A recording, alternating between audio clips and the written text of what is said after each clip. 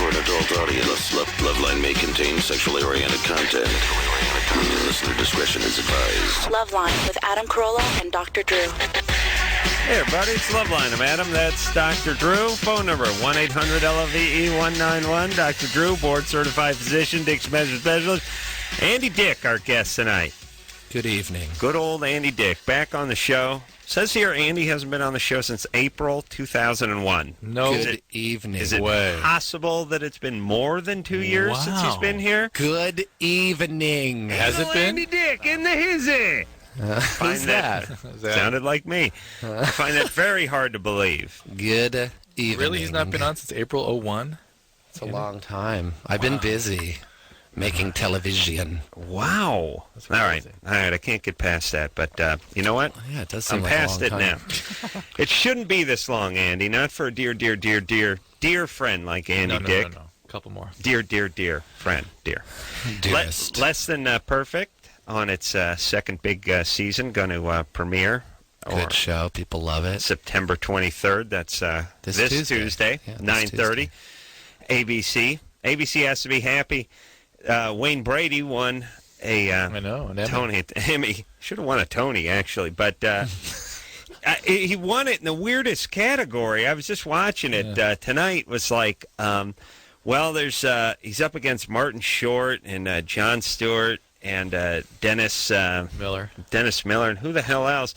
And I guess, Jon Stewart does the Daily Show. Jon Stewart won for Best Nighttime Show, Comedy Variety Show. He did. Oh, he won it. He won a different category. He was up for Jon Stewart won against, Saturday Night Live. And against, and Letterman. Letterman and Leno. Oh, my he goodness. won that one. Yeah.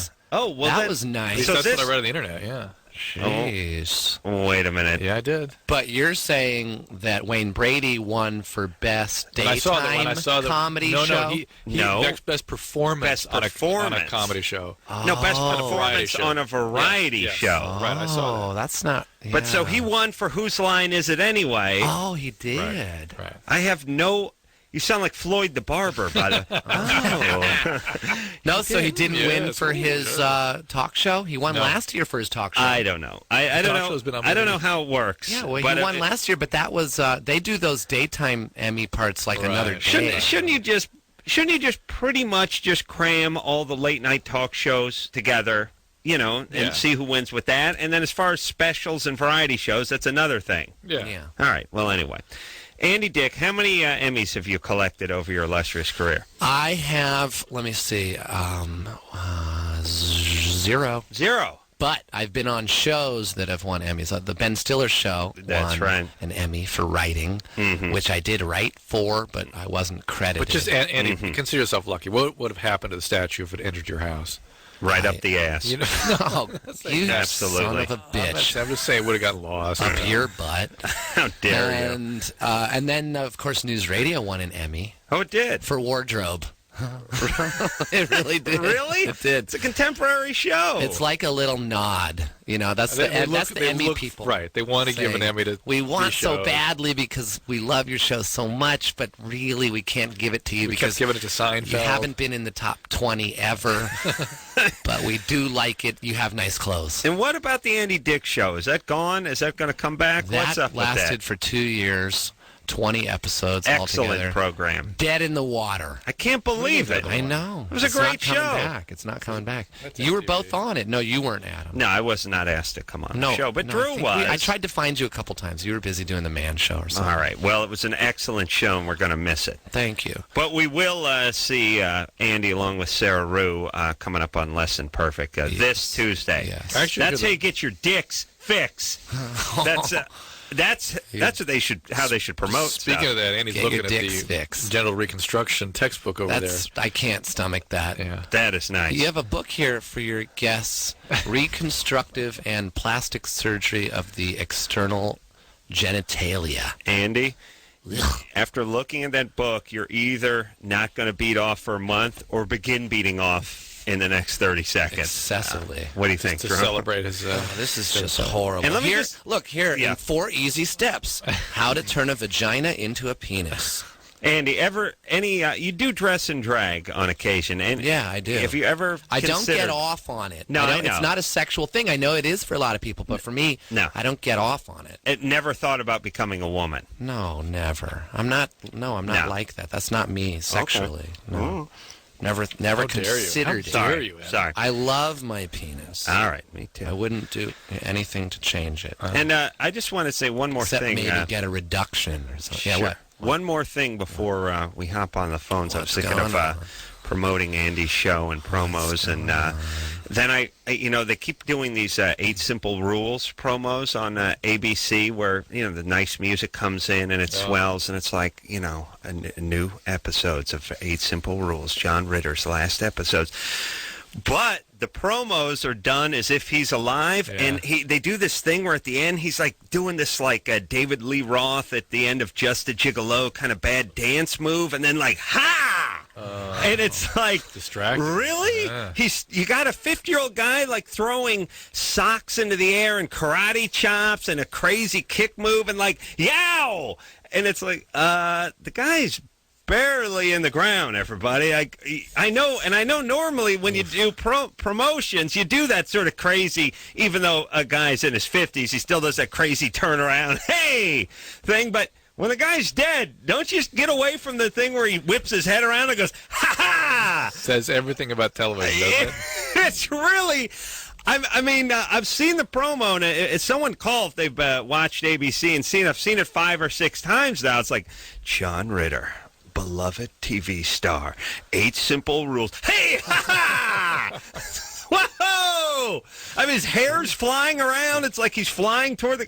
Drew, remember all the goofy stuff we used to do? For that, do with a little more energy, is the last thing you see in the John Ritter 8 Simple Rules promo. Oh, my God. Hair flying around, arms flailing. How about something you don't have any shots of him just sitting looking a little pensive or reflective or anything? He's got to be doing a karate chop. It's the same promo if he's alive or if he's dead. And what about the narration part where you're going like a very special? You know the guy throwing karate kicks? I have 5 words for you that our listeners may not appreciate. You may have to tell them the story if you think it's worth it, but you need a brain vacation. All right. I'm not going to get into it. Oh, wait a minute. That's a lot like... What? Please, somebody call and tell me they've seen the 8 Simple Rules promo with that's a lot John Ritter throwing karate chops. I remember we talked about that. That's like, remember when who's the Margot Kidder? Remember when she had? I guess she might have had a drug problem. I don't remember. Nervous breakdown, wandering the streets, showed up in somebody's backyard, and then for the news, during the real news, they would show a picture of her or a little clip, and it was always like a clip from Superman where she was like going, yeah! To show how crazy she is. Well, you have to have it. Yeah. John Ritter throwing karate chops. But John Ritter, that's sad. Very sad. Robert. Really was. Robert? Yeah. Robert. Yes. You're 16. Right. What's up? I have a girlfriend right now. I'm an Orthodox Jew. I'm a Jew. All right. Yeah. Orthodox. Yeah, and she wants to have sex. Mm-hmm. How dare she? But it's kind of like against our religion. Sure. Is she Orthodox also? No. What is she? I don't think she's anything. She's nothing. No. Don't your parents have a little problem with that? Mine? They don't know. Yeah. All right. Be committing Harry. How old is she? She's also 16. Did you meet her in school? No, I met her, I have a bunch of friends, we hang out, so. Yeah, well, how dare you, Adam? No, you meet her at school. It's ludicrous for me to think a 16-year-old may have met someone at school. I don't think you should do it. He's an Orthodox Jew. I didn't even, this is me, Andy Dick, talking. I didn't even have sex till I was like... 11. Yeah. No, honestly, till I was older. How old? Take it out. We mic'd him up. How did you get that tape? Hey, Robert. How old were you, Andy? Yeah. I think I was 18 or 19. Or 17 or 18, I think. Let's quiz. I held out. Let's quiz Robert. You got to hold out, Robert. Okay. Plus, the whole Orthodox Jew thing. But maybe he needs to evaluate. Let's go a little Jew quiz. Well, first of all, I'm not sure if I believe by him. the way, I wanted to tell you, you always call it, a Hamantashen. yeah. I do? Hamantashen is a plural form. Oh, so what's the Hamantash is one. A Hamantash? Right. That's pretty good. What does that mean? It's a cookie. It's the type of cookie. It's a triangle-shaped. Oh, that one. Right. Looks like a vagina. It's the closest they get to eating one. Hamantash. Right. Okay. All right, Robert, you passed the test with your Hamantash. Yeah. Okay, so what do you do when you're 16? You start to grow a beard? Do you have the payos? What do you do? Well, not really. I mean, I'm not that. That's like Hasidic almost. Uh-huh. You know what I'm saying? I'm not like that. How attached are you to your religion? Maybe you need to sort of evaluate that before you sort of... Well, you know, I'm actually I'm in school right now, to tell you the truth. And I'm calling from my room. I'm not even allowed to have a cell phone. According to your religion? No. That's just my school rule. Oh, okay. School Can you use a cell phone on a Saturday if you're Orthodox? No, you can't use a phone. Are you in some sort of... You can't use electricity. Are you in college or are you in a boarding school? What? Are you in college or are you in a boarding school? I'm in a boarding school, high school, 11th grade. Okay. Hey, let me ask you this. Yeah. Can you put things on a timer if you want to use them on a Saturday? Yes.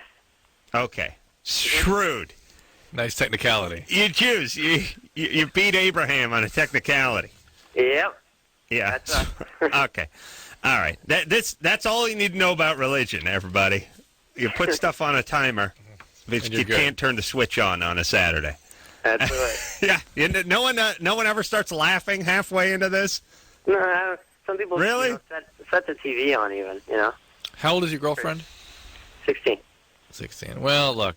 Go ahead and do whatever you want. You need to give some real thought to what it's going to mean to your religion, your values, what it's going to mean to her, whether you're not going to, you're going to not just go ahead and bang her.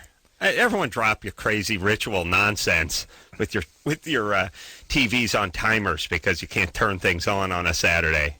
Holy Christ, who are you retards kidding? Please, all of you.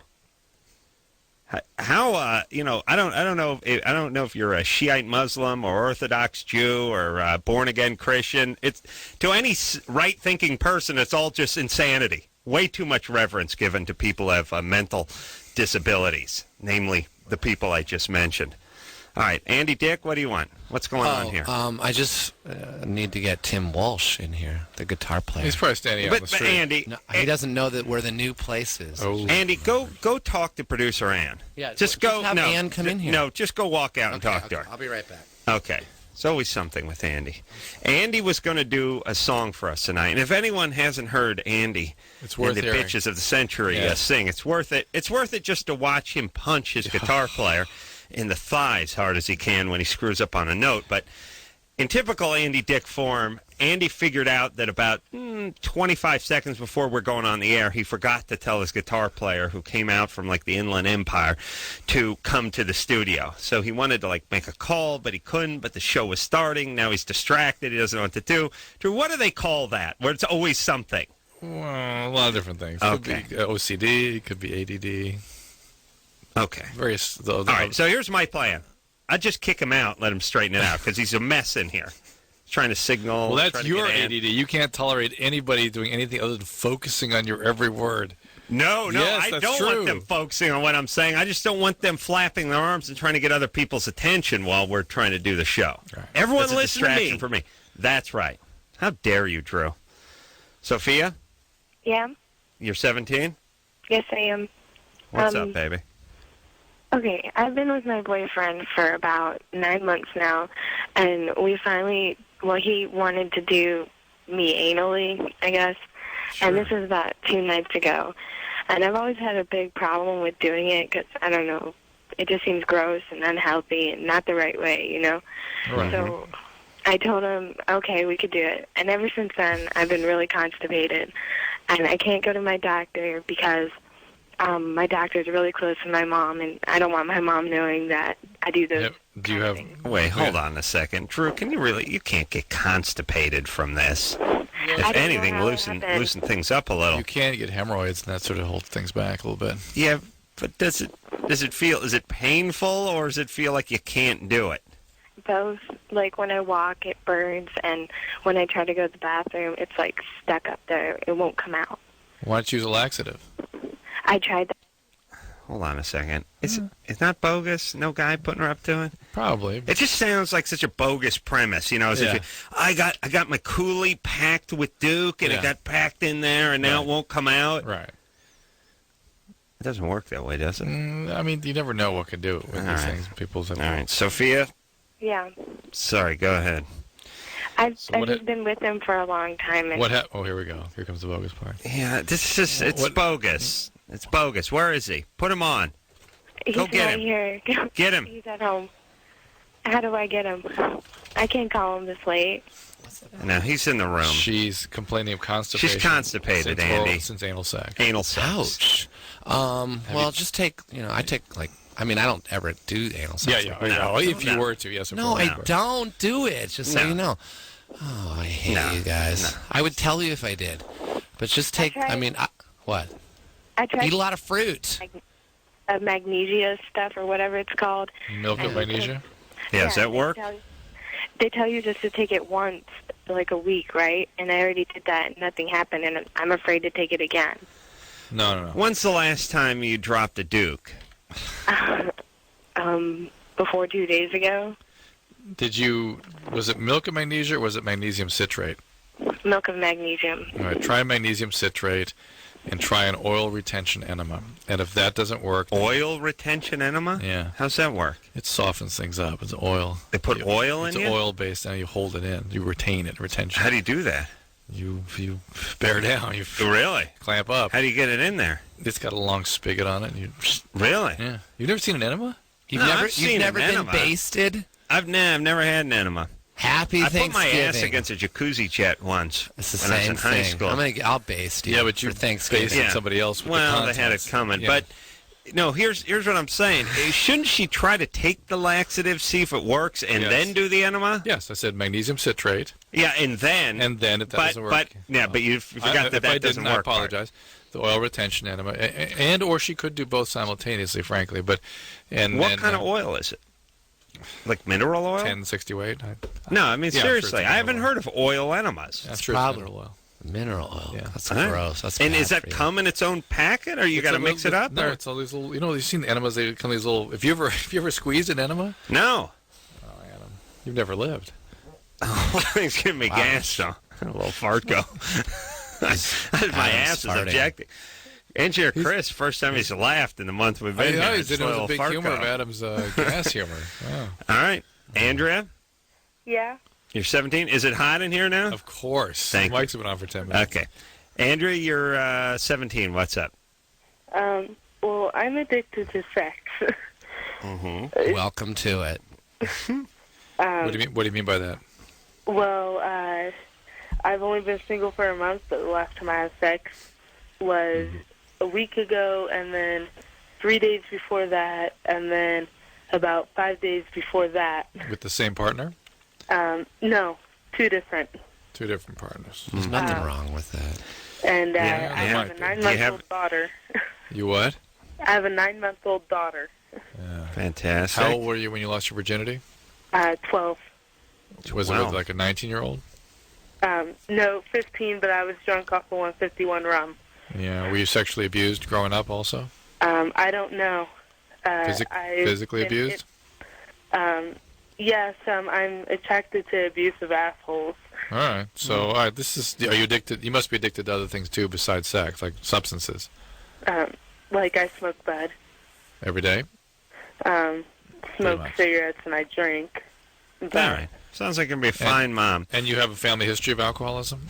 I don't know. I've been in foster care my whole life. Okay, we got the picture. Okay. Hey, Andrea, let me ask you this.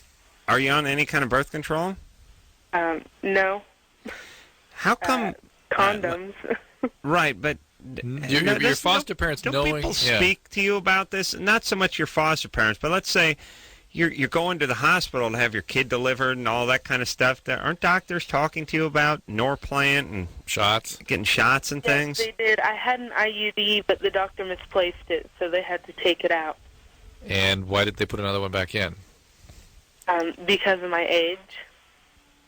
But they put that I was too young. They put the first one in, right? Yeah. Why wouldn't they replace it? Why wouldn't they give you something else? No, I don't know. All right, you need to get. All right, you got to get some birth control because look, here's what I'm worried about. I'm worried about, and in no particular order, you, your kid, and me. And when I say me, I mean society, who pays for all you a-holes out there cranking out the kids and doing the drugs. You got one kid. One kid. Okay, but you only got one kid. You're sexually addicted. And you're 17 and you're not on any birth control. Here's what you need to do. You need to not have any more kids for your sake and for the one kid that you have's sake, okay? Okay. And then again, for my sake, and in no particular order. IUD is reasonable in your situation. Yes, I understand why they'd be concerned that there are issues of fertility in women that have never had a baby, but you've already had one.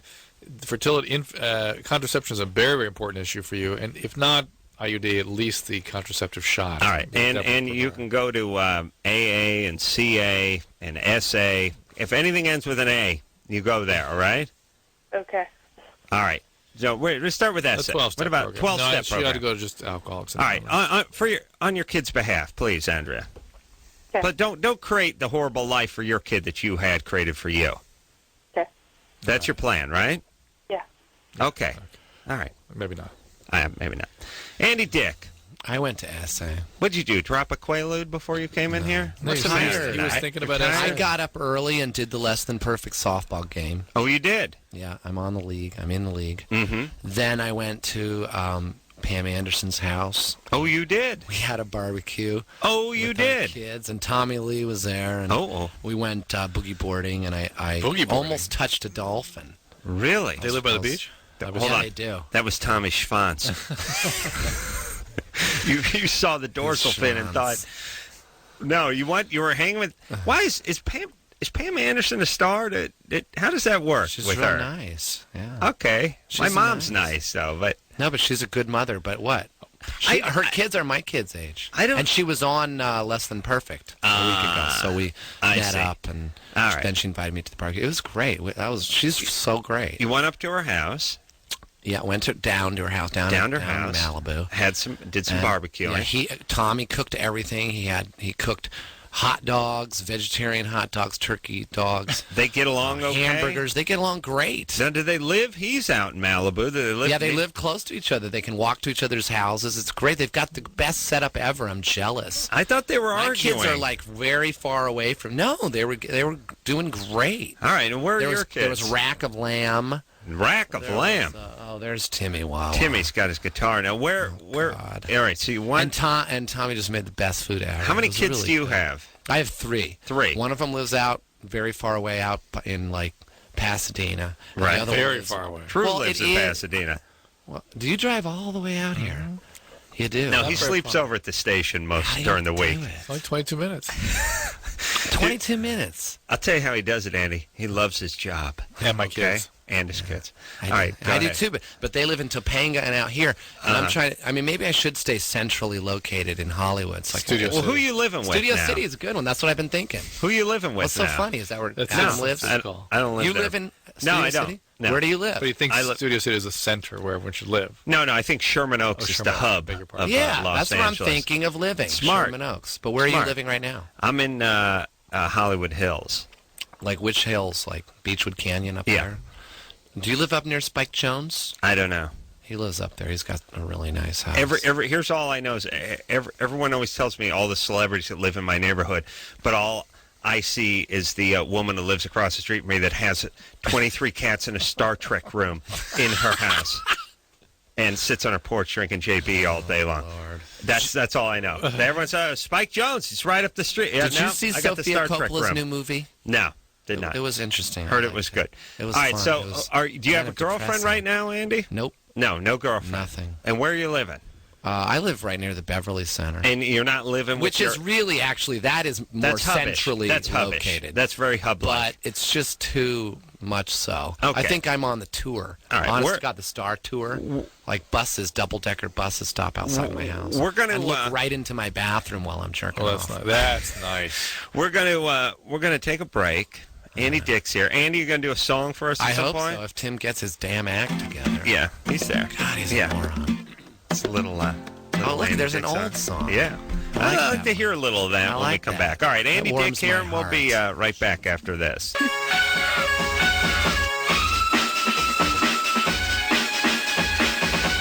Hey, everybody, it's Loveline. I'm Adam. That's Dr. Drew.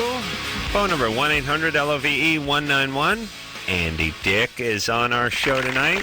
God bless you. God bless you. Less Than Perfect, name of the show. Going to come out for its second big season on this Tuesday, 9:30. I see that Sarah Rue's going to be here next ABC. week. Yeah. She's really nice. You'll like her. She's sweet. I've never met her, but I'm hoping to make her a dear, dear, dear friend after I meet her. You will.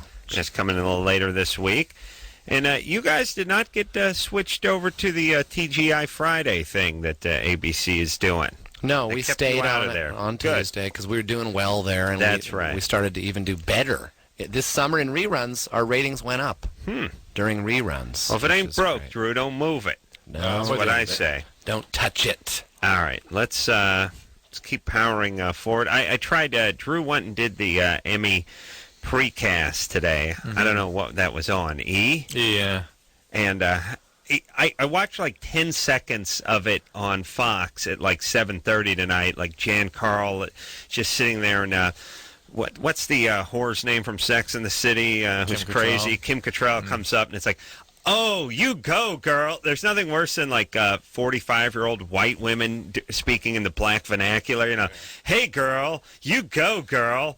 And Kim Cattrall is wearing, basically an ascot tied around her coos. It's like, whoa, you must have had to work out to fit into that. Turn around. You go, girl. You look great. Oh, thanks. Well, you really had to work out. Well, I did work out. Well, that looks great. You look great. Thank you. And then just leave, and I just thought, oh, there's just so much neuroses. Like, I switched the channel, and my wife's like, well, relax. And I was like, I'm uncomfortable. It's hard to watch. It's uncomfortable. And she's like, why? They're just talking. I'm like, the neuroses, it's like bubbling. It's bubbling out of the screen. I can't. It makes me uncomfortable to watch it. It's weird. Yeah, when you know and see the pathology, it's hard to watch. Yeah. All right. Thank you, Drew. Drew, who'd you talk to? Anybody? This was less of an interview thing and more of sort of discussions and look back and little skits. So you can tell them to turn around and then you go, girl? Yeah, that's right. I did. All right. They had an interesting little rolled-in piece they called Straight Eye for the Queer Guy. It was very funny. Oh, very a play on Queer Eye for the Straight Guy. Very funny. John Sally did it.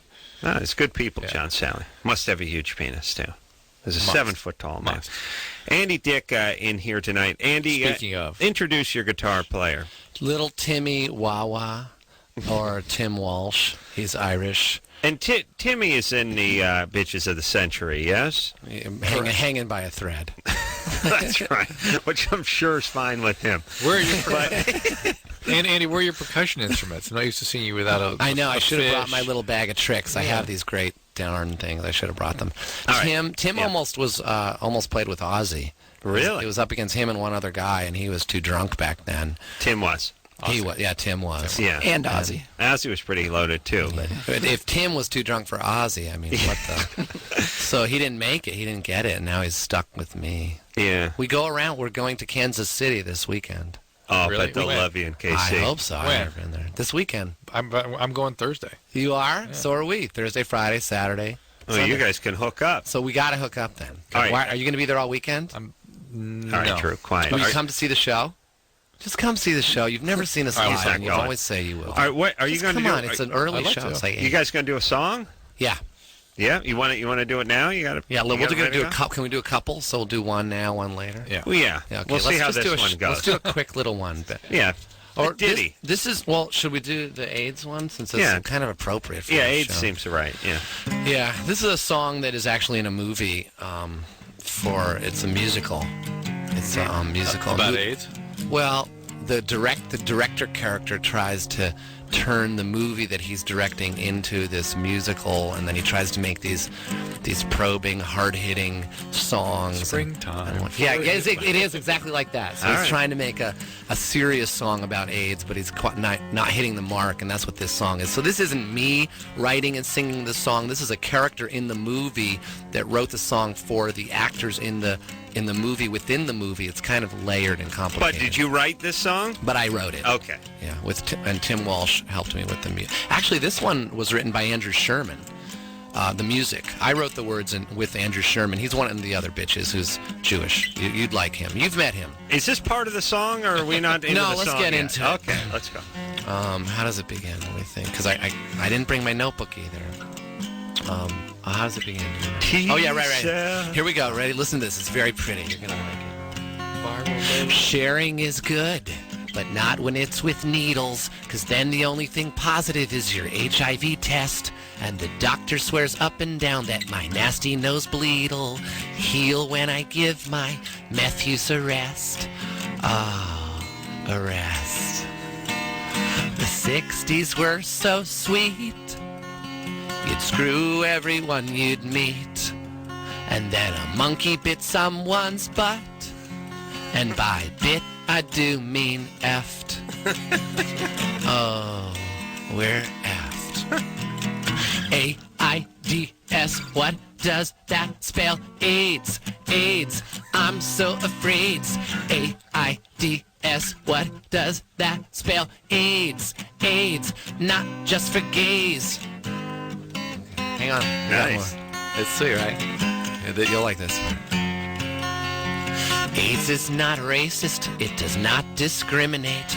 Most people get it from having sex in the rear. And the only prevention is to stay home and masturbate and wash your hands thoroughly if you touch a queer. Oh, how queer. The 70s were so fine. The drugs flowed like wine. And then that monkey bit someone's butt. And by bit, I do mean oomph. Oh, we're effed. Now let's see if I can remember this part. AIDS, what does that spell? AIDS, AIDS, I'm so afraid. AIDS, what does that spell? AIDS, AIDS, I can't get laid. AIDS, what does that spell? AIDS, AIDS, dirty gays on parades. AIDS, what does that spell? AIDS, AIDS, gay, gay, gay, gay, gay. Wow. He's like a bi-Cat Stevens. That is amazing. Tim, nice job on the guitar, too. Andy. It's a nice one. Oh, yeah. It's just disturbing. You didn't write that, though, no? No, I wrote it. He wrote it. I wrote it and with Andrew Sherman. For this character. For the movie and the thing. It's very complicated. Is it going to be... It's going to happen because we've got 3 producers that I already kind of walked away from because they somebody wanted to take that part out. I'm like, you can't. I mean, no, and then somebody wanted to take out the Bill Cosby scene that I don't even want to get into. But it's very nasty. In the 11 o'clock hour, can you play one of your, from the best of? Yeah. I mean, let's do a real quick one later. It's like this 20-second real quick but one. But I want to hear an oldie but a goodie. I really enjoyed that, but I'm trying to think of... What the one where you get so worked up you stab Chris Kattan. Pencil. The Chris Kattan song? Yeah. That's a strong one. I feel bad for Chris Kattan these days. All right. How's he doing? He's dead. He died of AIDS. All right. But let's move forward because life is for the living. Yes. Aaron? Yeah. You're 18? Yes. Your boyfriend wants a threesome? Yeah. And with another girl? Uh-huh. Okay. You're 18, huh? Yeah. And she sounds young, huh? Yeah. It's always a bad sign. You sound like you're 15 or something. No, maybe 11. Were you ever abused? Huh? Were you abused sexually? No. All right. You just have that little girl voice? Does he want you to come up with the other girl? Yeah. Is it your friend? A lot of my friends are, bisexual and all this, and, I've talked to them about it, and they're just yeah, I'll do it, I'll do it, but, I don't know, a lot of my friends are, sluts, and I don't trust them. Well, you don't want to do it, so why are you even contemplating it? I don't know. Because you're afraid you'll lose him. Well, that's why we asked the questions about your having been abused. Well, I'm afraid that my boyfriend will like it too much, and he'll want to do it all the time. All right. First of all, you're playing the role of victim awfully well. Somebody who's being forced to do something she really, really doesn't want to do. You're putting in harm's way. You sound kind of terrified by the whole thing. You're afraid you're going to lose your boyfriend if you don't do it. If you do it. I mean, like, part of me wants to do it, but, like, the other part of me is like, no, I can't do it. Like, that's gross. No, okay. So listen to that part, would you please? That's if you really care about this relationship. But on the other hand, we don't trust this guy. How long you guys been together? 3 years. 3 years. Yeah. That's enough. You two should break up. I agree. It says on the screen you want to join the military. Yeah. Do it. G.I. Jane. Shave your head, go away, and just forget about that guy. If you do that, you'll leave this guy behind, right? Yeah. Yeah. All right. Then do it. You get a self-esteem and some discipline. That's great. And you'll get some nice abs. What branch do you want to join? Marines. Marines. Do it. Why Marines? I don't know. In high school, I was in an ROTC program. Get on your knees, scumbag! All right. Well, join those Marines and go away and dump this guy. I don't trust him. It's done. All right. Andy Dick has awkwardly handed Drew the test that he could have handed him 30 seconds from now when we went to break, but that wouldn't be Andy Dick, would it? Sorry. All right. We're going to hear another song from Andy. It's a quick one. Well, now, we'll hear it. I think we'll hear it in the 11 o'clock hour. Although, you got a quick 20-second one? It's a quick one. All right, give me a real quick one, and then we'll hear a fast. Yeah, the quick version. oldie but goodie. A real fast version. Okay, this is pretty. Ready? I gotta bleep myself out.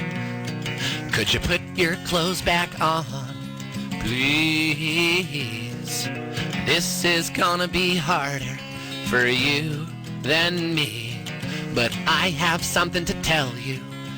Beth, you're yum yum, it smells like death, and it's getting very old trying to hold my breath while I'm between your thighs, tears in my eyes. I just heard you queef, give me relief from your unshaven nasty bush. Why can't you douche? And I don't know if it's curable or not, but you definitely have crotch rot. And I don't mean to sound blunt, but your ass smells better than your... Something that rhymes with blunt. Yeah. Let's end there. See, it's quick. That's solid. That's the way he dropped You like that one, right? That's a good one. That's nice. All right. Andy Dick. Andy, my nephew's 5th birthday is coming up. I don't want to put you on the spot. I want to put you on. But if they're out in Topanga, I'm just saying, if Timmy can bring the guitar. We'll play. They're very progressive. My sister's very progressive. Turning 5. Okay, yeah. But my sister's very progressive. Again, I don't want to corny you on the air, but if you just Timmy bring the guitar, you guys do a couple of numbers. We'll talk during the break. We'll talk during the break. Yeah. Again, I was probably inappropriate to bring up on that. Andy Dick, in a night, we'll take a quick break, and we'll be right back after this. Hey, everybody, it's Loveline. I'm Adam. That's Dr. Drew. Andy Dick is in the... Oh, sorry, go. My kids are down. It's always like my kids are. It's always like my Zoom, my Z, my Zoom. Nice. Remember Zoom? Yeah, great show. I loved Zoom. Fantastic. Come on, Zoom. Andy Dick in studio tonight. Come on, give it a try. We're gonna show you just why. We're gonna teach you to fly high. We're gonna Zoom. That's when I started doing drugs. Oh, when Zoom came on? They taught me how to fly high. Zoom did seem like a euphemism for shooting up smack or something like that. And then, hey. Come on, everybody, let's Zoom. You want to Zoom? We're going to go behind the alley. We're going to go behind the club and Zoom by the dumpster. Andy Dick is here. He is promoting Less Than Perfect, which is on Tuesday nights, starting this Tuesday. Brand new episodes this Tuesday. 9:30. How many episodes did you guys do? 22 or 24 last year. Good pickup. Big pickup. We got picked up We got picked up before the end of the year, so that's uncommon. Yeah. And we got picked up for the full year this year, and we're already on episode 6, but none of them have aired yet. Right. So you guys are shooting. Would you shoot on Fridays? Tuesdays. We shoot the day our show airs, which is weird because we can never watch it. So what's your schedule? You do like a table read on so light. Wednesday we go in for an hour. We leave. Thursday we go in at 9. We leave by 2 or 3. Friday we go in at 9. We leave by 2. And Monday we rehearse all day from like 9 to 5. Tuesday we come in at noon, and we're out of there by 10:30 at night because we shoot the show at night from 7:30 to 10:30. Right. And you're welcome to come and watch. I mean, not you guys, but anybody out there. They can come and just get a ticket for free and come and sit in the studio audience, and it's a live show. It's really live, People are really laughing. Do you... Just like I Love Lucy. Now, some shows you're in more than others, right? Some are a little lighter, some a little heavier. Right. For That's you. how it is for all of us because it's an ensemble cast and everybody. That's I'm telling you, this show, it's so nice. I like to be on a show like it was for me on news radio where it's not my show. It's not really anybody's show. It's Sarah Rue's show. She's the star of the show. She's going to be in here later this week. Right. Yeah. She's a sweetie, and it's her show. But it's but sometimes it's even light for her.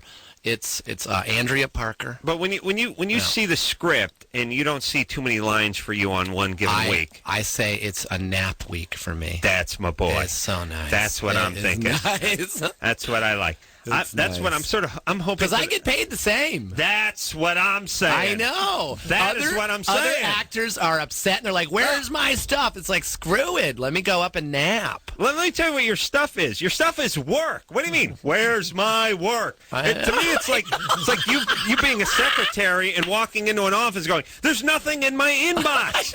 It's almost empty. I know. It's almost empty." And I get paid the same all week. Hey, you're not doing piecework. You're not getting paid by the syllable. If you're getting paid the same, screw it. It's a nap week. I love it. It's really like a paid vacation, and I love everybody on there. Zachary Levi, Sherry Shepard, my favorite. She's awesome.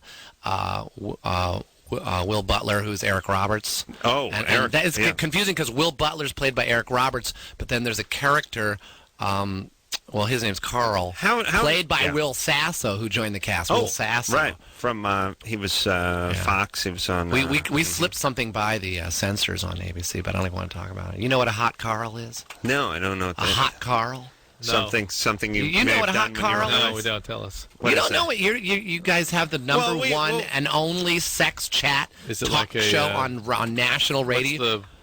Hey guys, we've talked about it. Yeah, it's like a dirty. Yeah, it's I think we have talked about a hot Manhattan Carl. Or whatever, a steaming. It's like it's like. Well, what is a hot Carl? It's like it's pooping on your chest. Is a hot Carl. Yeah, nice, it's a hot Andy. Carl. Nice. Thank you, Andy. Named after Carl who?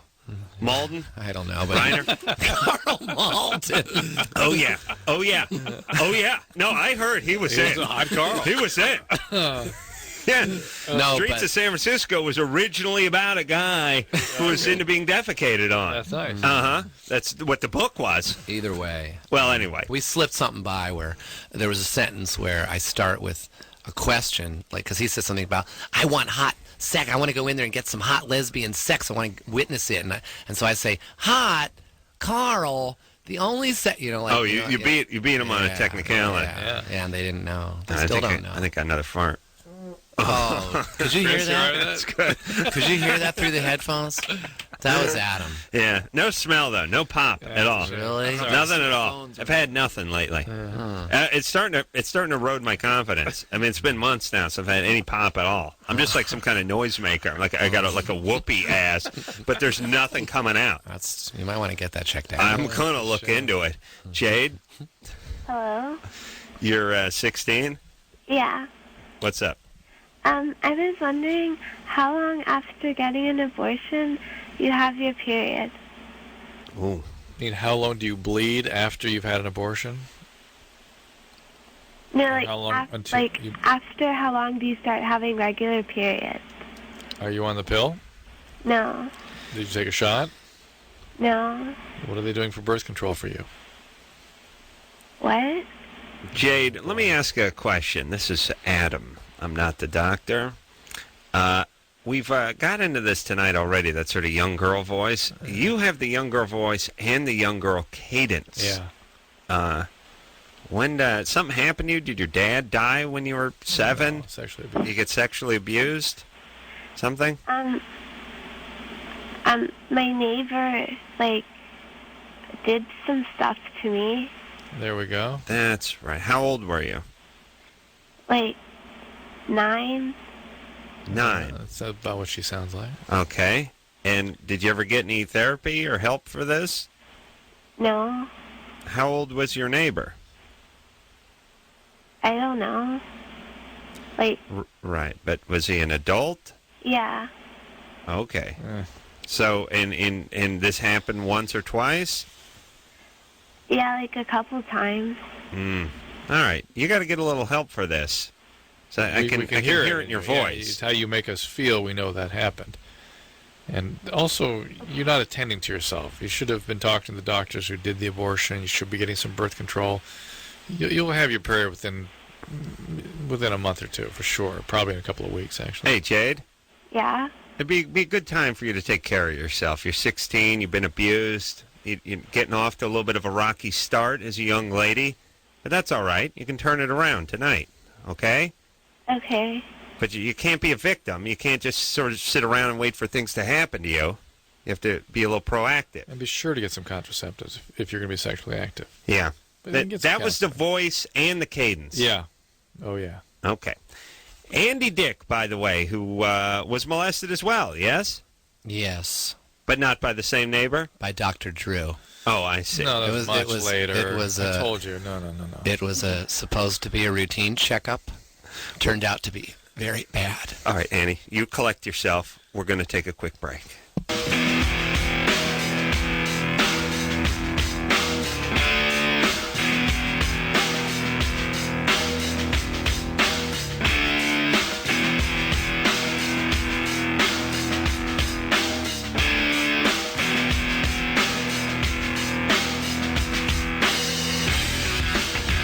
It's Loveline. I'm Adam. That's Dr. Drew. Phone number 1-800-LOVE-191. Andy Dick in the house, Drew.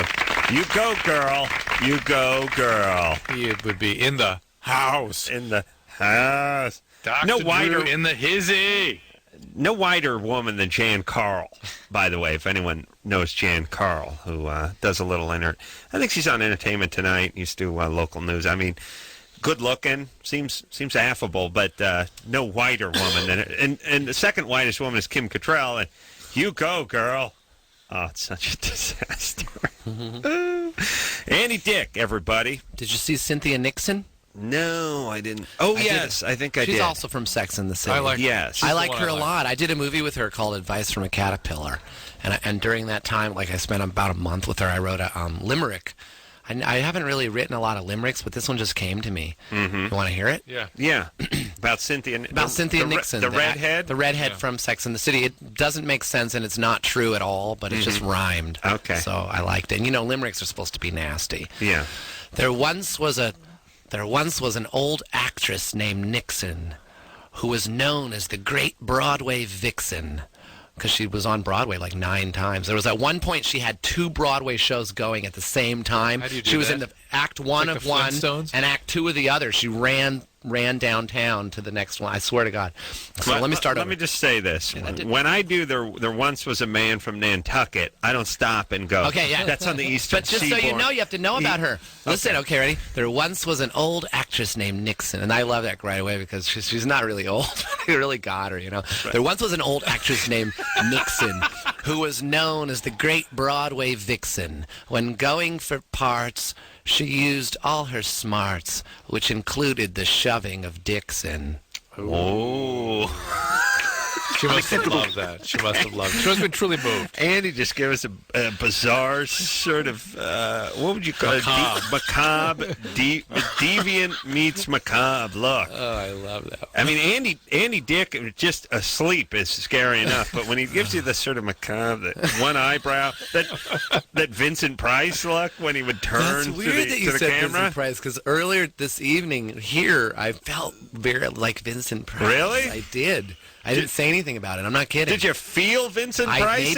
Yes. True. Have I ever mentioned Vincent Price on the air? No, and I've never felt like him before. He must be here. Right. That's freaking weird. Oh, come on. Okay. He could be here with us. All right. And we have a song for later, though. Okay. Let's help some people. Okay. Let's help some people. Let's do that. Blair? Yeah, how you guys doing? You're 20. What's up? I'm 20. All right. Back when I was 8 years old, me and this girl, we played doctor and had, little crazy fun like kids do. Mm-hmm. And I'm wondering if, because of that, I may have some pedophile tendencies. Well, playing doctor is usually sort of an exposing of oneself to one another.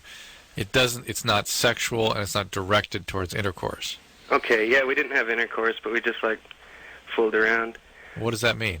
Looked at each other's, private parts and played kind of like house and stuff like that, kid. What does that mean? What does what mean? What does that mean, playing house? Oh, like I'm the dad, she's Yeah, but Andy, you're not making the case strong for him. I'm the dad, she's the mom, or I'm the dad and she'd come home and I'd, like, spank her and stuff like that. Yeah, that's all right. It's spank. Yeah. But listen, hold on a second. That's not why you're into young chicks. No, I mean, well, he's wondering if he got abused, if some sort of. Well, arrest. I mean, here's the thing: 8-year-old guys, 8-year-old dudes, lads. No, here's the thing: 8-year-olds are very curious, and they do that. Show me mine, and I'll show you your stuff. And then as they go on, that guy becomes curious about 12-year-olds, and then 15-year-olds, and then 20-year-olds, and then when he becomes a producer in his 40s, then he goes back down to 17-year-olds again. But you should, at age 20, be interested in 20-year-olds, if not 27-year-olds. Anything you can get. I am also, but, like, if I see, it's not so much 8-year-olds, but, like, I don't hesitate to look at, like, a 12-year-old to a 16-year-old, and, like, All right, but what is that? I mean, look, that's different. You don't act on it, though. You don't do anything. I don't act on it, but sometimes, like, I'll fantasize or masturbate to it. But sometimes there's a 15-year-old that really, she looks like she's 21. I mean, let's face it. That's just, Let's face it. There's nothing wrong. Just don't do anything because you'll go to jail. You were going to say something about your history. Well, I did all that. I played doctor. There was a girl named Kathleen when I was little, and she insisted on playing a game called the Bad Piano Teacher. Wow. And she was teaching me how to play the piano, but then we'd always wind up naked. Sure. Well, that was when I was 9 or I guess 7. a bad piano teacher would work that way. Yeah. That's when he was 9 or 7 and or doctor, 3. And we played stripper. Same woman, same girl. And I did the same games with my guy friends. I mean, I played butt bongos. What? Sure. Yeah, I remember. I have a vivid memory of before being in first grade. I must have been in kindergarten, of having all my friends lined up on like a picnic bench playing butt bongos on their bare asses, and my mom tapping on the back window, going tick tick tick tick. No, no, no, no. Like shaking her head and wagging her finger. No, no, no, no, no, no. I can still see that. And me thinking, what's wrong with this? A little harmless butt bongo on my friends' asses. And this is in South Carolina? No, that was in Connecticut. I've lived in like 9 different states. Were you sexually abused? Well, I think there was a whole couple of years that I do not remember where I was sent away. First of all, I was adopted. You know that. No, I didn't know. Oh, you were? Yeah, I was adopted. I didn't know. We didn't know that. Well, right away, like. At birth? Yeah. Okay. At birth. Have you ever gotten contact? Yeah, I found my mom. Wow. You found her? She's in Lubbock, Texas. Oh, boy. I found her. When did you find her? Maybe only about 5 or less years ago. Did she know who you were? No, because she didn't. I mean, she knew who I was. Yeah, that's what I mean. Yeah, she quickly found out. Like, she hadn't been watching. I think she had seen news radio, if that's what you're talking about. Yeah. But she didn't know that was me. Right. But she knew it must. I mean, it's got to be. Look, and when it was awkward for both of us. Yeah, but when the kid is somebody who you've seen on TV, who's a personality, comes up to you, it's got to be bizarre on bizarre. I bet this questionnaire probably has a lot to do with that kind of stuff. Because you're in the womb for 9 months, and you get and there's a bond that's formed, and then you get taken away. That was shocking. So you can remember that. I feeling. think I went. I've done a lot of therapy. So you remember that feeling and other things, and I've had that kind of panicky, horribly panicky, like I'm going to die kind of feeling if somebody goes away and doesn't come back. So hold on, you were adopted from the beginning. Yeah. But then I was sent away a couple years into it because my mom didn't. She wanted somebody else to help teach me how to to be potty trained, how to go to the bathroom in a toilet. What? Yeah. Sent you away? So I for got potty sent training? away to a grandparent. Crap Academy? That was creepy. What were they like? Well, I don't remember that part. That's just creepy. I know. So creepy. When did you find out? Oh, quiet down. All I remember is picking eggs from the barn. Picking out eggs. When did you find out you were adopted? Oh, I knew my whole life. But did you know when you were 2? Yeah. There was a book laying around, a children's book called The Chosen Child. Mm-hmm. So they tried to put that spin on it. Right. Like you're the special, chosen one. Your mom didn't want you. You're so special. Your biological mom. Yeah, they didn't put that part in there. They put that somebody picked you out of a bunch of them. We wanted you out of all these others. But then as you grow up, you realize, what about the one that there was somebody out there who didn't want me? Right. That's the part they leave out. Yeah, well, and then you have to deal with that later. That's all right. That's fine. I'm looking. Look, I'm fine. No, you landed on your feet, buddy. That's the important part. Not quite. All right, so you always knew you were adopted. Like a cat. Now, do you Yes. Do you think that's a good idea? I mean, I know it's hard to tell. You know what's good these days, and it happens a lot, are these open adoptions where the mother is in contact. I mean, if they can handle that. You think you would have liked that? That would have been cool. That would have been cool because my mother, who I just met recently, might have been the one to potty train me, and that would have been cooler. That's a fantasy, though, because the reality is she's the one that... She gave you the boot. Yeah, she was 17. There was a reason why. So when you saw when you went and contacted and found your biological mother, was she hard to find?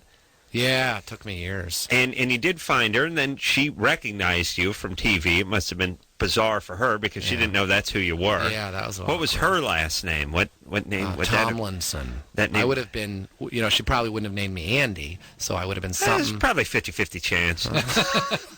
Something Tomlinson. And my head writer on the Andy Dick Show is Tomlinson. And you found her. Now, do you stay in touch with her? Rarely. I don't know why. Is it? I just don't. When you guys left, how was she doing? Last time I talked to her? Well, I mean, was it sort of a disappointment? Was there fantasy? Yeah, it was like it wasn't all it was crap. I thought it would explain a lot. I thought it would close doors, open other doors. Come into focus. Things you'd have closure. come into focus. Everything would fall into place, and I had closure. All those terms, and nothing really happened. Of course. Right. Nothing. And all that happened in the 30 years prior to that. Yeah, I was raised by two other people that I consider my parents. I've never heard of parents sending kids away. I mean, there's that's not good. In American history, there's never been a high school age non-potty trained child. Yeah, I know. With a normal brain. Yeah. And I'll tell you, I think it did. You can't handle potty training. It did more damage than good. Of course, I think you'd already because been abandoned once. Yeah, and in the end, I wet the bed till I think I stopped 2 months ago. I was a bedwetter myself. Till when? I mean, I really wet the bed till late. I think till I had my first girlfriend. Oh no, he did it on his girlfriend, Adam. Oh well, I did too. Yeah, that being drunk doesn't count. Plus she had it coming. I mean, she was kind of asking for it. I mean, she was asleep, but it's the way she was asleep. I could tell. I know by person's sleeping posture when they're asking for number one and when they're asking for number two. Hot Carl. But yeah, I did the same thing. All right. Well, look, Andy. Were you abused? No, I was neglected. I was neglected. I was neglected as well. Not abused, just neglected. Yeah. Although I'd find that a form of abuse. Oh, it is. Yeah. It is. I'm trying to stop that cycle with my kids. That's what I'm trying. That's why I want to move in. That's closer. why one lives in Pasadena and never sees them. I'm trying to move in closer to Topanga. Yeah, because they're still very young, and it would be nice to see them more often. Dan, hi. You're 18. Yeah, I was wondering. I was watching News Radio, and I was wondering, what was it like working with Phil Hartman? He was great. Yeah, because he passed away, and I just started getting into News Radio, and I really liked the reruns. Yeah, well, he was just great. He was like the best person you could ever want as your friend. To me, he was like the father that I never had. I wasn't very close to my father. Mm-hmm. So, the guy that adopted me, I respected him and looked up to him, but I didn't see him much. What did your biological mother say about your biological father? The one I never have met him. I know. And I plan on meeting him. I plan on putting that on TV. Could she tell you? Oh, really? Yeah. That would make good TV. She said he was an amateur boxer and a bricklayer, and claims that I'm smart. not his. Really? Like that didn't happen. You do seem a little too sharp to come from that dull a mind, but all right. No, but I think maybe he's a smarty. I want to meet him. I think that'll be really interesting. And what about back to Phil Hartman? We could duke it out. So he he took me under his wing. He did. Yeah, he gave me advice. I would go to him for advice. He would, we actually, I would go to his house for holidays. And no one in the cast did. Just how did his wife seem? She was awesome, and she was 9 years sober. Really? Yeah, she had solid sobriety. And, back then, I was, I think Phil maybe smoked a little pot maybe, but not much. He was a clean guy. Right. Barely drank. He really liked old cars, and he liked his airplane. Oh. And he had toys like that. Oh, breaks my heart. I know, he was just the greatest, kindest, most generous and funny guy you could ever want to know. Yeah, well, there's a couple of guys you miss. I mean, whenever someone dies before their time, it's a tragedy. But there's guys whose work you miss, and in comedy, there's not too many of them really. I mean, Chris Farley. I'm sorry he's gone, but I don't miss his work. I didn't need to see Beverly Hills Ninja 3 or anything like that. I think he was funny. All right, he had his moments, but he was funny. The point is Phil Hartman. I miss the guy's work. Yeah, he was funny. The guy, when he was on SNL and when he would do his voice, do his voiceover stuff on The Simpsons and stuff. I mean, he was really good. Yeah, he was on Pee Wee Herman show too. Yeah, he loved to work. He loved to work. And you know who also was like that was John Ritter, because we were on the same night, so I got to know him. He was also on News Radio. John Ritter had like a 5-arc story on News Radio where he came in as a therapist to help out in the workplace, and just like Phil, generous and kind and loving. And you know what it is? I think I really do believe this. They get to go to heaven. Because they're just great people. They get to go to heaven. We have to stay here, hell on earth. Yeah, I did a pilot with Ritter. And Wasn't he nice? He was a great guy, and I was just sitting around thinking, Yasser Arafat, been in the Captain Kirk seat for like 42 years. Fidel Castro's been in office for like 45 years. John Ritter, pow, he's gone. Really? This is how it works? John Ritter's got to go. Fidel Castro and Yasser Arafat they just keep going forever, boy. Yeah. They just keep going. Princess died, John Ritter, you guys are out. Arafat, Castro, Khomeini, you guys keep it rolling. Keep the party going. Really, that's the plan. See? That's the plan. Idi Amin, you go in your 90s. You go, girl. You go, girl. I mean, you realize, like John Ritter's, died. Phil Hartman, I don't know what he is, late 40s, early 50s when he goes. Yeah, like around 50. John Ritter, mid 50s when he goes. Whoever these guys going in their late 40s, early 50s. Fidel Castro just getting started at 50, boy. Oh yeah. He had, he was just coming into his own, Yep. and Yasser Arafat, these guys, they were just coming in, just getting their business going in their later 40s, mid 40s. And nothing ever stops them. Nothing. No valve. Nothing pops off. Nothing. They just keep going and going and going. And they have the most dangerous job in the world. They never get assassinated. Nothing ever happens. No plane crashes. No booby traps. No bombs in suitcases. No hitmen. No poisoning. No nothing. You're Yasser Arafat. You're living in the most volatile region of the world, and you're just sitting on the throne for 40 years. Nothing. Jesus Christ. It's not fair. John Ritter, pow. Great. That is a great plan. But God's got a plan. Don't question. Don't question. There's a reason he's taken John, and Yasser is going to celebrate his 50th anniversary over there. There's a reason. Don't ask. There's a reason. Believe me, there's a reason. We don't know. Very important reason. He needed John. He doesn't need Yasser. He needs John. He wants the fun one. He wants the fun one. He doesn't need Yasser up there. Holly? Hello? You're 17? Yeah. What's I'm up? Sorry. The street sweeper is coming to taste my house right now, so I'm so sorry. You have the street sweeper, wait, you're calling from Chicago. It blows by like 1 in the morning? Yeah, unfortunately. Wow. All right. Okay. Do you have my info in front of you? Or what? Go ahead. Tell us about it.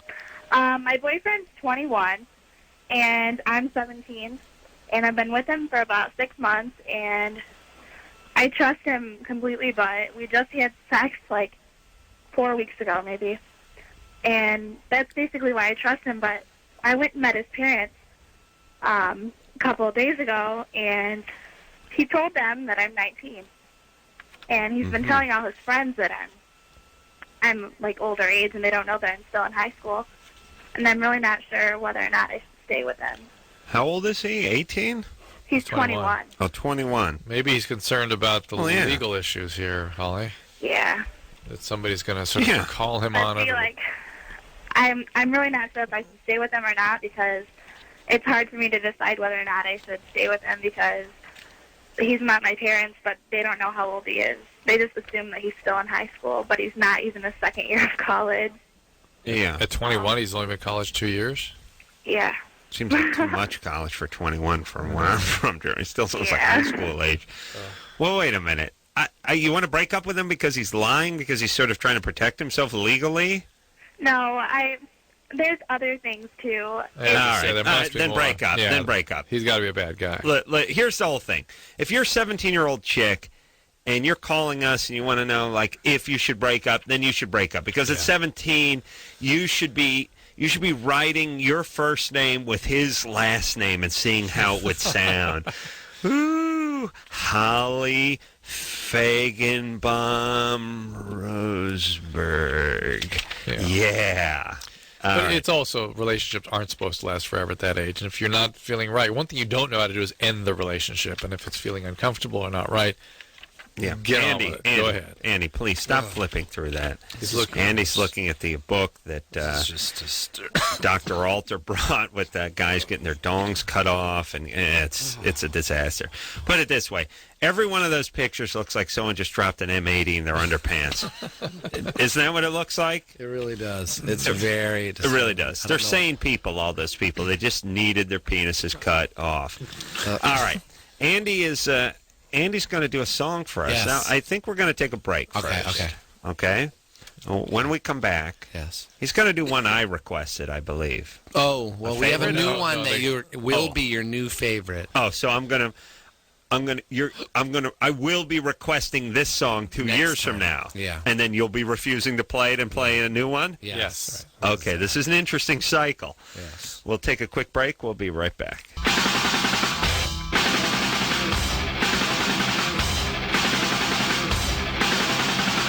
Hey, everybody. Loveline, I'm Adam. That's Dr. Drew. Phone number 1-800-LOVE-191. We were just talking about my book, Cracked, which I would please like people to read. And I read it. It's a good book. Andy Andy put some comments on the back. Yeah. I wrote a little comment on the back, right under Robert Downey Jr. Right above Ben Stein. Nickelback is going to be in here tomorrow night. Yes, Drew? Yes, Adam. Good. Now, are my eyes deceiving me, or is that just say... Nickelback. There's an L in there. Oh, no L. You're right. Nickback. Yeah. A lot of typos in something. Do you get a piece of The Man Show? Because you created it? I don't know. How's the new one with Joe Rogan? It's a little raunchy. How's Joe Rogan? Because Joe Rogan's very raunchy. Yeah. I think he's pretty good in it. It's funny, though, right? I haven't seen it. Well, watch it. Okay. He's a funny guy. They're good people. Yeah. We'll hear a little something from Andy and Timmy, his lovely guitar player. There's a request Timmy. for a song here. Let's get that in. All right, let's hear about this. Ryan? I'm sure it's the one you didn't plan on playing. I bet it's the one that we're about to play. That's what I'm saying. But I did a request earlier, and you're ignoring that. What's the deal, Ryan? I heard this song, Andy did it on the Howard Stern show probably like 5 years ago. It's called Little Brown Ring. That was our only hit. What about doing your only hit? Yeah. Our only hit. And it's only considered a hit because we played it on Howard Stern. But no one ever bought it. Well, so it's not even really a technical hit. Well, let's hear it. Can we hear it? Little brown ring, thank you for your smile. Little brown ring, you're cramping up my style. I see you in the dark, leaving your brown skid mark. Little brown ring, you're quite a nasty treat.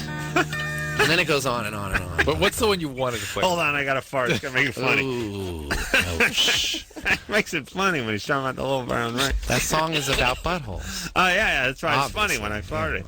Yeah. I know. What is this song you were going to do I thought he was going to request the one that we just recently did on I'm with Busey. Did you? I was on I'm with Busey. Saw it. You did? Yes. Wasn't it funny? Yeah, I love that show. And Adam De La Pena used to write on the Man Show. So Mijo, as I call him, because he's Mexican. the guy, Adam. Yeah, that's Adam. Oh, yeah. He was my assistant. Doesn't drive a car. He was my assistant writer for like a couple of years on the Man Show. Yeah, I watched a couple episodes of that show, and I thought it was just so funny. Yeah, it's a good show. And Gary Busey, dear friend as well. Yeah, and he's just nuts. And, he plays up the nuts thing. Yeah. Yeah. Well, he's nuts, but he plays it up, nuts. but he's nuts, yeah. But I didn't see the episode, but I mean, what we did, I know, is really like just kind of out there. But it turned out really funny. Well, let's hear it. Oh yeah, and then we altered the song for Gary. Mm-hmm. And then this is the one you wanted to play. This is the original version, not for Gary. It's just kind of.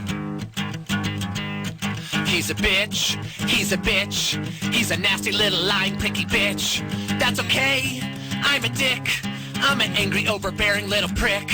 So back that ass onto this. Oh, boy. It really blows, Leonard knows. So many men she had to meet without her clothes. I'd like to thank my good friend Hank for pointing out that she's a walking sperm bank. No deposit, no return. I'm messing it. Bitch.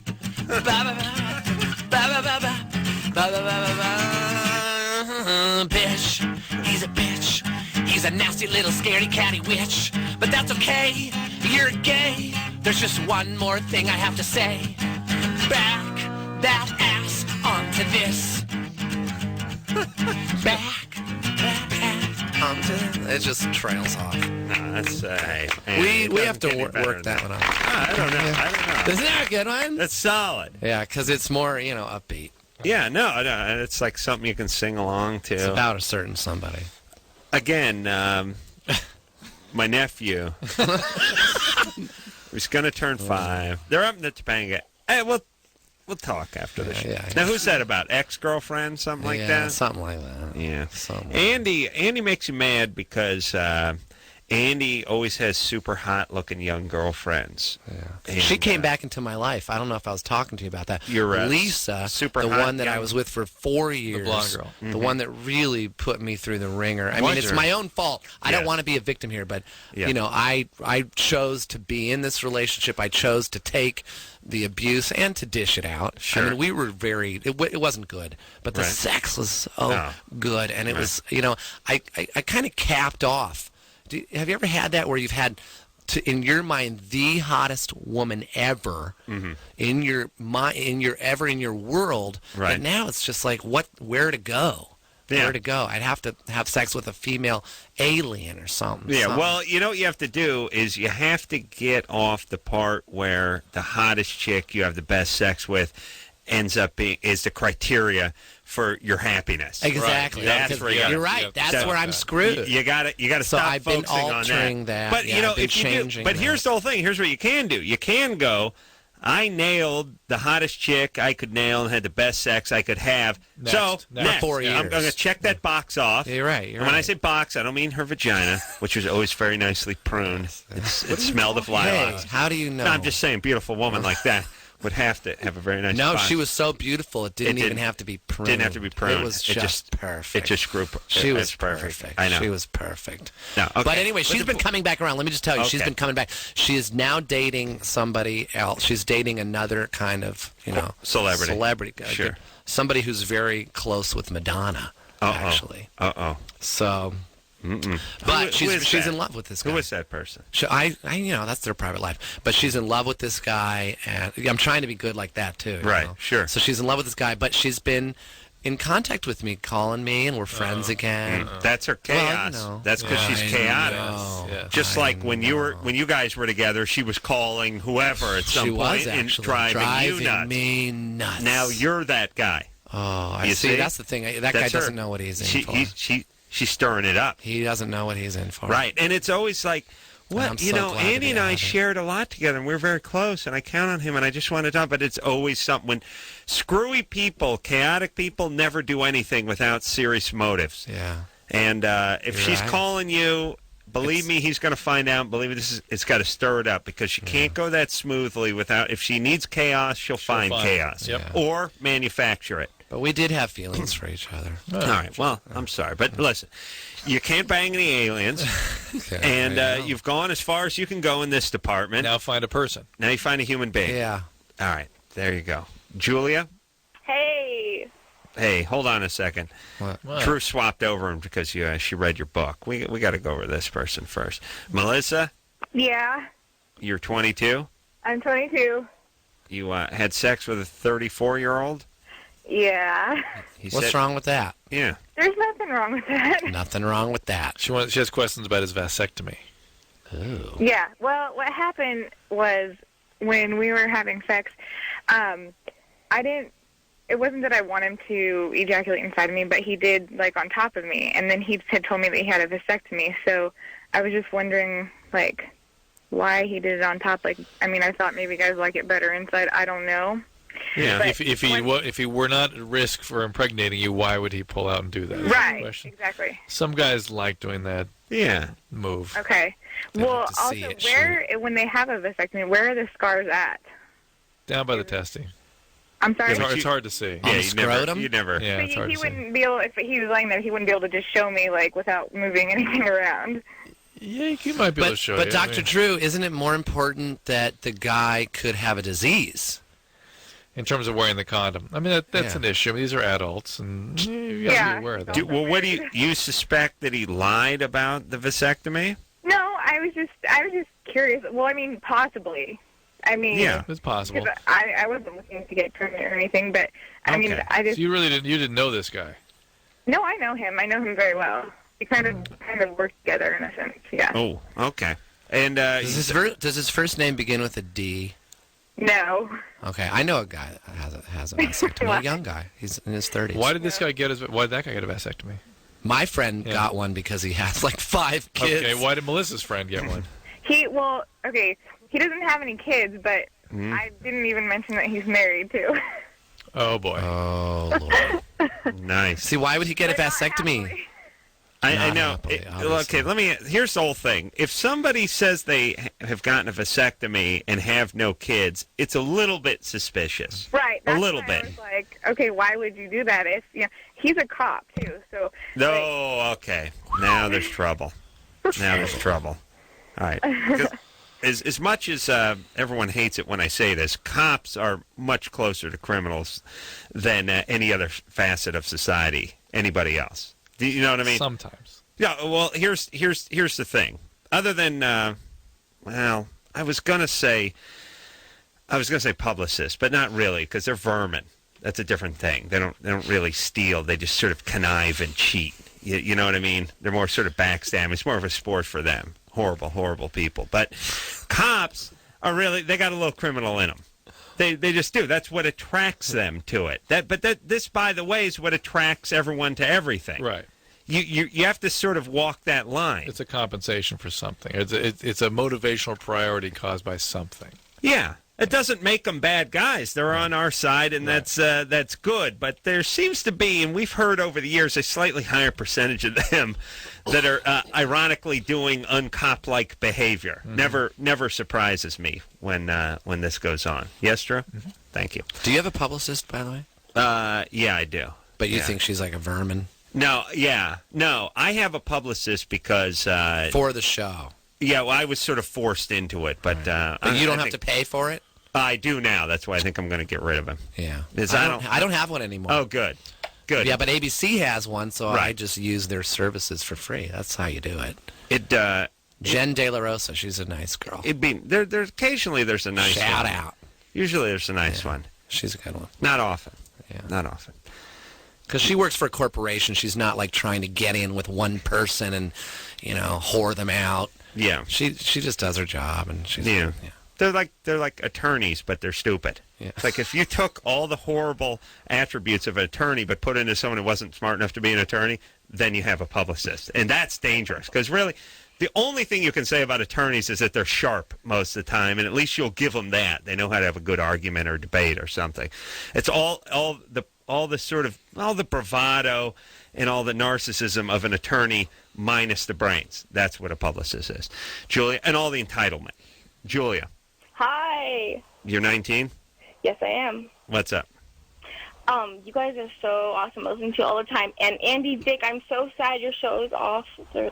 Off MTV because it was. I know. Yeah, that was a really good show. You know what I did with my own money? I put my favorite clips from the Andy Dick show on my website, andydick.com. You can watch them for free. Yeah, because I didn't want it to die. It cost me over $10,000 to do that. Oh my God, Andy, you're awesome. We need to buy it. You need to make it available. Yeah, I can't. I don't own it, which sucks. Also, yeah. I don't own it. MTV owns it. I wrote a movie for Daphne too. I'm gonna try to get them to let me do that. Oh, everyone will go see that. Well, you know what? You're part of a small group of people. Not everyone in the world loved that show. A lot of people. There's people who just didn't get it or like it. Yeah, you know that. Well, there's always the better. There's haters. The better the show is, the more those people are going to be. They just unfortunately. didn't get it. Julia, what's your? I read Dr. Drew's book, Craft. You did? I loved it. You loved it. Good. Loved it. I am a recovering alcoholic addict. I'm 19. Good job. Which is cool. Yeah, Dr. Drew. I love your book, and I'm going to have my dad read it because I want him to understand me a little bit more. And great, excellent. Yeah, I think it's just so cool because it's just everybody's story, you know. Right. Yeah. I don't know. And I wanted to tell you, with the character in the book, her coverage didn't pay for it, and I wanted to know what you thought we should do politically to make that more available to everybody in America. It's unfortunate there's nobody to advocate for addicts. It's unbelievable. That's the one thing that is constantly cut out of insurances, and then no one there is able to advocate on addicts' behalf. The one thing I think that it would allow us to regain some capacity to treat this disease that influences a third of the country, frankly, is to allow us to sue HMOs. So if you can help get legislation in place that will allow patients to sue the HMOs for their manipulation of their care, you've done a great thing. What, you can't do that now? You're not allowed to sue HMOs. Oh, really? No. Oh, boy. It doesn't seem right. I just, I was just sitting around with a whole bunch of guys today. This is sort of on the same theme. And we're all sitting over at Jimmy's house eating fried chicken his mom was making and watching. Jimmy Kimmel? Yes. You guys are still good friends. Every Sunday, all the guys meet over at Jimmy's house, and we watch 5 football games simultaneously while somebody cooks chicken. His mom made fried chicken. Was Sarah Silverman there? No, she was not. I love her. She's good people. She's great. And the chicken? Oh, great chicken. Great chicken. I ate 7 pieces of fried chicken, and I took fried chicken home with me. But anyway, I'm not wearing the same shirt, but I realized even when I was out of the house, I started smelling like fried chicken. But we're all sitting around in Jimmy's living room, and there's a whole bunch of guys, and they're all writers and stuff from Jimmy's show and the Man Show and stuff. Everyone's from Pittsburgh and Indiana and all from out of state, Boston and stuff like that. And I brought up the fact that we were supposed to have a bullet train that was built from L.A. to Vegas for about the last 25 years. Easily, yeah. And everybody in the room immediately, and these are guys who have had an ass full of me by the third quarter and whatever posturing I'm doing, and like to disagree and argue with me. Everyone turned to me and said, well, that's a great idea. How come? And I said, I don't know. They've been building this train for 25 years, allegedly, except for they've never gotten started on it. And everyone said, that would be great. We could do it. You'd get there in an hour and a half. I'd do it in a second, because the traffic gets bad. You're driving out on a Sunday. Sometimes it takes 6 hours to get back. Turbulence is horrible in the airplane.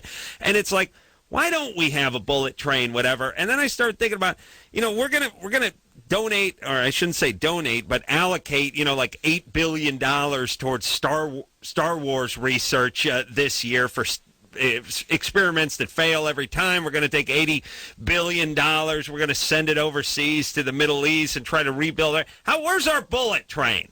And we could have one.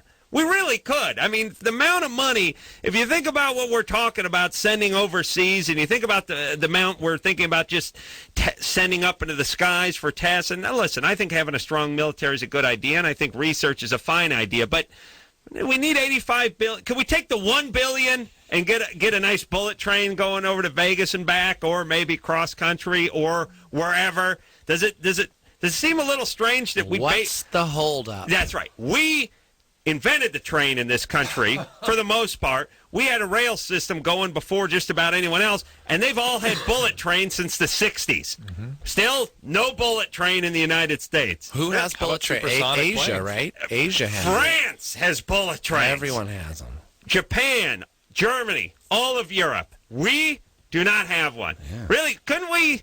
Seems like... You'd think someone in Vegas would pay for it. What's going on? And you know what I said? I said, here's how things used to get done. One crazy billionaire, like these railroad tycoons and stuff, who makes it his mission. He always dies before it's completed, but he spends 30 years, and everyone forgets his name, and no one cares anymore. But he made it his life's work, and he ends up getting it done. Let's get that Vegas bullet train done. Let's throw a few bucks that way. Adam. I said, Jimmy, that needs to be you. You need to be the crazy, eccentric billionaire that makes this to life. And his family's destroyed, and his career falls apart, and he goes bankrupt, but he gets the bullet train done. And then, of course, I said dies right before the maiden run. Okay. How often would you be on that? On your friends, True, right? You'd be on that bullet. Soon as you cross the border, they would have an electronic module hooked up to the train that the second casinos at 170 miles an hour, soon as you crossed into Nevada, pow, the place lit up like the 4th of July. All the slot machines that kicked on, whores would start falling out of the ceiling. Whores would fall out like the oxygen mask would fall out when a plane did. Pow! Whore falls in your lap with a cocktail in her hand. She's got a $20 chips in her bosom. You'd be on that train. You'd be gambling. Oh, okay. All right. We can't have it. Can't have it. Not going to have it. All right. We'll take a quick break. We'll be right back.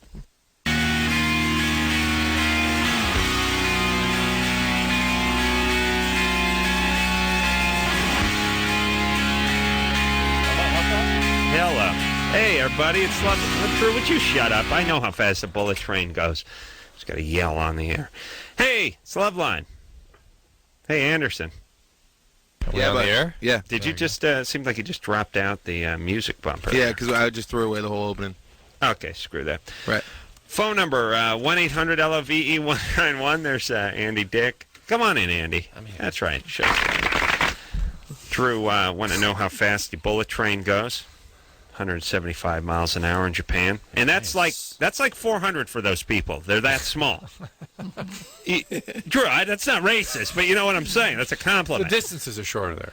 Yeah, I'm saying if they had if there's like a black NFL lineman, that would be crawling to him. You see what I'm saying? Yeah, right. It's a size issue. Yeah. Yeah. Here's the thing I didn't know about. I don't know why I'm on this bullet train jag, but, we had trains out here in the 30s that would routinely go over 100 miles an hour, like 120 miles an hour. I had no idea steam trains would go over 100 or could do it. Wow, yes. I know it sounds incredible. Yeah. And then in the whole thing about, France.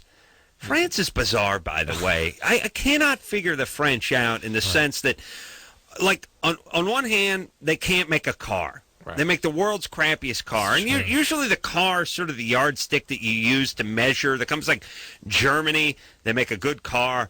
They make a good airplane. They make a good bomber. They make, they were the first to introduce the jet airplane. It all makes sense that they make a good car, the Germans. The French make a horrible car, but yet they've mastered the bullet train. Everyone loves their bullet train. They export their bullet train. They were pioneers in the bullet train. You know what I mean? It seems like if you could do a decent bullet train, you do a decent car. You know what I'm saying?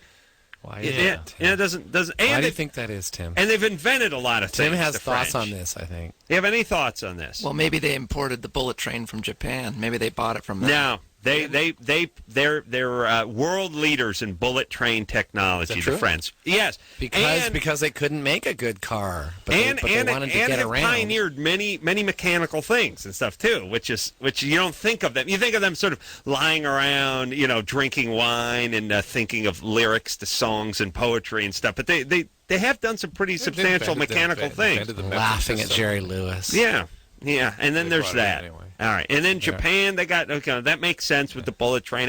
But Germany everyone's got a bullet train but us. No, not us. We got the monorail over at Disneyland. That's it. That's us. All right. Fantastic. Fantastic. And he wants to play another song. I think. We do? Oh. No, he doesn't. No, Caitlin? No. Yeah. You're 18? Yes, I am. What's up? I have actually a question about the morning after pill. My friend told me that I could take 5 birth control pills and 12 hours later take 5 more, and it did like the same thing. Depends which pill you're talking about. Just orthotricycline. I don't think it's 5 for the orthotricycline. Orthotricycline, I've heard it being recommended for morning after pill, but I think it's 2 or 3. Okay. But you were already on the orthotricycline, right? No, I wasn't taking it actually. Why weren't you taking it? Well, I actually got it from Planned Parenthood when I took my sister to get an abortion, so, yeah. It's an interesting and convoluted story, but... That's nice. If you go ahead and get on some contraception, it's usually recommended that you use Overall or low Overall or a less if you're going to use one of the ones that is a little more specific for the morning after contraception. Okay. But I'm glad you did something anyway. That's good. Let me tell you what the problem is why we don't get this bullet train. I'm now obsessed with it. How come we don't have the morning after pill for everyone? I get to that in a minute. But here's how they used to do it. Some super rich guy would go, look, I'm going to get a whole bunch of Chinese together. I'll get a whole bunch of disenfranchised people together. I'll give you $1 a day, no health insurance. Get busy. Get busy. Hey, you spotted owls? We're going right over you. Any endangered species, any flora and fauna, and then never, pow. We're just cutting a swath right through you. We're building, baby. We don't care about OSHA or the EEOC, nothing. We don't worry about nothing but how much track we can lay each day, and they would do it. Now, you know why we can't go to Vegas on the bullet train? Because there's some field mouse or something whose habitat this would screw up, and environmental impact studies and years and years and years of red tape. No, it can't be done. Nothing can be done anymore. It's all too much, too many lawyers, too many fags. That's what it is. Fags and lawyers. Gone. Can't make a move. Can't do anything. Nothing going to get bailed. Going to go break. Everyone walk to Vegas. Have fun. Thanks to fags and lawyers. That's it. That's it. Just a bunch of environmental homos and a bunch of attorneys, and that's it. Nothing's going to move. The bullet train would be good for the environment. That's right. Yeah, wouldn't have all those cars going there. Says Andy Dick. All right, we'll take ourselves a quick break. We'll be right back.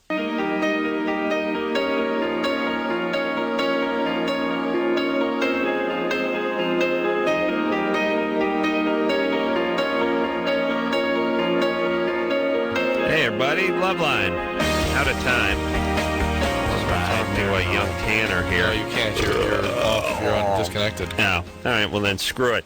Andy Dick, everybody. Good night, people. Tuesday nights, 9:30, ABC, Less Than Perfect. Check him out on that. Look for his new CD out whenever it's going to come out. It will come out, and whether you like it or not. If you're in the Kansas City area, enjoy the song Stylings, Andy Dick and company this weekend. Tim, thanks a lot, buddy. Thanks, you guys. Always great on the guitar. And until next time, this is Adam Carolla for Dr. Drew saying mahalo. Andy Dick, by the way, who was molested as well, yes? Yes. But not by the same neighbor? By Dr. Drew. This has been Loveline. The opinions expressed on this show are not necessarily those of the staff, management, sponsors, or this station. The producer for Loveline is Ann Ingold. Loveline is a presentation of Westwood One Entertainment.